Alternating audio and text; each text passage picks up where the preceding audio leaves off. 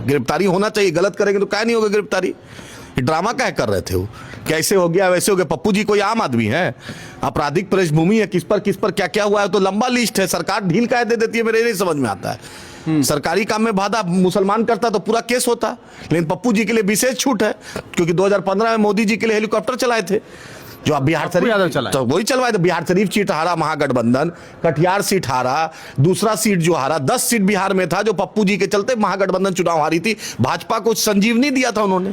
सीमांचल में आया पप्पू जी कब इस्तीफा दे रहे हैं, हम उसका इंतजार कर रहे हैं। उनका इस्तीफानामा कहाँ है, लोकसभा स्पीकर को भेजे हैं हम पर बिरला साहब को। आप लोग अभी तक वहीं डटे हुए हैं। हम डटे हुए हैं, वो वही ना बोले थे ऐसे ऐसे कसरत कर रहे थे। हम तो कसरत नहीं करते हैं, हम तो सीमांचल के मुसलमानों की, सीमांचल के मजलूमों की, सीमांचल की आवाज मजलिस इत्तेहादुल मुस्लिमीन बैरिस्टर असदुद्दीन ओवैसी साहब है।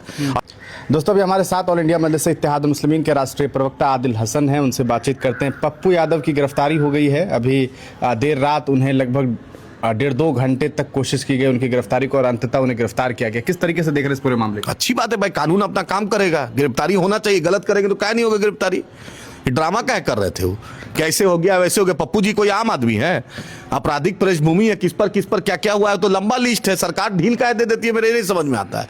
और जो उनके समर्थक रोक रहे थे उस पर भी केस होना चाहिए। सरकारी काम में बाधा मुसलमान करता तो पूरा केस होता, लेकिन पप्पू जी के लिए विशेष छूट है क्योंकि 2015 में मोदी जी के लिए हेलीकॉप्टर चलाए थे जो अब बिहार शरीफ तो वही चलवाए थे। बिहार शरीफ सीट हारा महागठबंधन, कटिहार सीट हारा, दूसरा सीट जो हारा 10 सीट बिहार में था जो पप्पू जी के चलते महागठबंधन चुनाव हारी थी। भाजपा को संजीवनी दिया था उन्होंने। आप जब देख लीजिए भाजपा कोई मामले में पड़ती है इनको आगे कर देती है।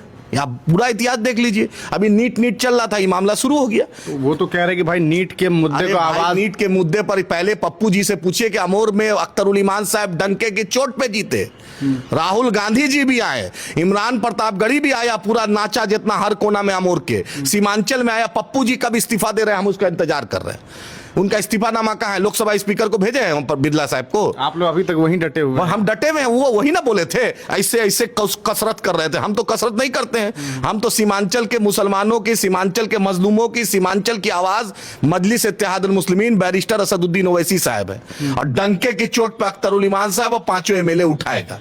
हम उस पर कमिटेड हैं, आपकी तरह जुबान नहीं बदलते हैं। कभी नीतीश जी को प्रणाम, कभी तेजस्वी को जननायक, कभी लालू जी को प्रणाम, कभी अरे क्या है आदमी उसूल से होता है, कभी राहुल जी भैया, कभी प्रियंका दीदी। अरे उसूल होता है ना राजनीति में, हम लोग तो उसूल बदलते नहीं है। डंके की चोट पे भाजपा के खिलाफ थे, हैं और कियामत के सुबह तक इंशाल्लाह रहेंगे। अमित शाह, नरेंद्र मोदी पूरी ताकत लगा दे, आरएसएस, बजरंग दल, विश्व हिंदू परिषद के खिलाफ है, इंशाल्लाह ताला खिलाफ रहेंगे और जिसको जो करना है कर ले।